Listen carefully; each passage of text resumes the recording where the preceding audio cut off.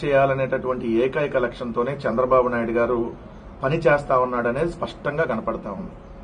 ఒక పక్క 100 కోట్ల రూపాయల విలువైనటువంటి భూముల్ని కేవలం 99 పైసలకి చంద్రబాబు నాయుడు గారి బినామీ కంపెనీలకి, నారా లోకేష్ గారి బంధువులకి ఏదైతే అప్పనంగా కట్టబెడుతున్నారనేది ఒకటి వాస్తవం.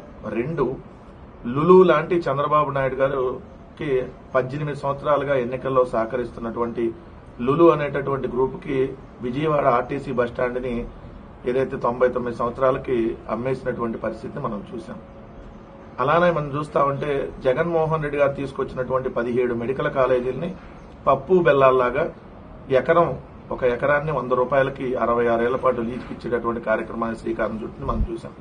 ఇప్పటికిప్పుడు చూస్తా ఉంటే ఏదైతే సౌర విద్యుత్ ఏదైతే ఉందో సోలార్ విద్యుత్తుకు సంబంధించి ఆ సోలార్ విద్యుత్తుని ₹3.20 యూనిట్ ని కొనాలని చెప్పి నిర్ణయించడం. ₹3.20 జగన్మోహన్ రెడ్డి గారు ఉన్నప్పుడు 2019 టు 24 మధ్య సెకీతో ఒప్పందం కుదుర్చుకొని కేంద్ర ప్రభుత్వ రంగ సంస్థతో కేవలం ₹2.49 30 సంవత్సరాల పాటు వాళ్ళు సప్లై చేసే విధంగా జగన్మోహన్ రెడ్డి గారు నిర్ణయం తీసుకుంటే ఇప్పుడు ఏదైతే చంద్రబాబు నాయుడు గారు ₹3.20 కొనడానికి నిర్ణయించుకున్నాడు. మరి జగన్మోహన్ రెడ్డి గారు ₹2.49 కొంటే అదానీ దగ్గర 1750 కోట్ల రూపాయల లంచం తీసుకున్నాడు అని చెప్పి నీచాతి నీచమైన దుర్మార్గమైన ఆరోపణలు చేసినటువంటి వీళ్లు మరి ఇప్పుడు ₹2.49 కంటే ఎక్కువగా ₹3.20 ఏదైతే ఆంధ్రప్రదేశ్ రాష్ట్రంలో 3 కంపెనీలు ఎకోరాను, వృద్ధిమాను, భవ్య సంస్థల దగ్గర నుంచి కొనుగోలు చేస్తున్నప్పుడు మరి చంద్రబాబు నాయుడు గారు ఎన్ని వేల కోట్లు లంచాలు తీసుకొని ఇప్పుడు ₹3.20 కొనుగోలు చేస్తా ఉన్నాడో సమాధానం చెప్పాలి.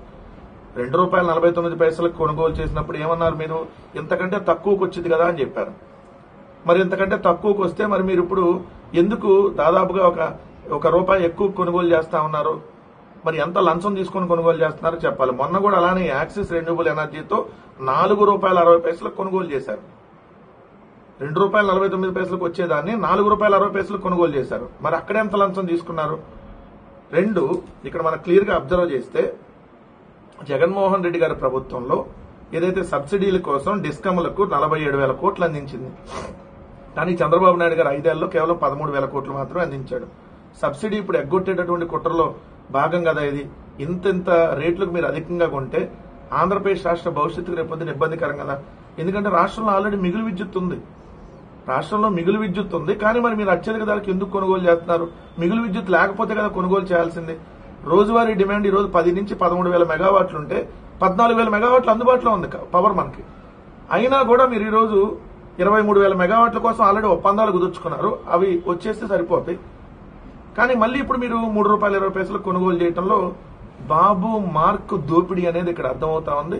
చంద్రబాబు నాయుడు గారు లంచాలకు రుచి మరిగి ఆంధ్రప్రదేశ్ రాష్ట్రాన్ని సర్వనాశనం చేస్తా చంద్రబాబు నాయుడు గారు తన సొంత సంపదను సృష్టించుకుంటా ఉన్నాడనేది క్లియర్ గా అర్థమవుతా ఉంది.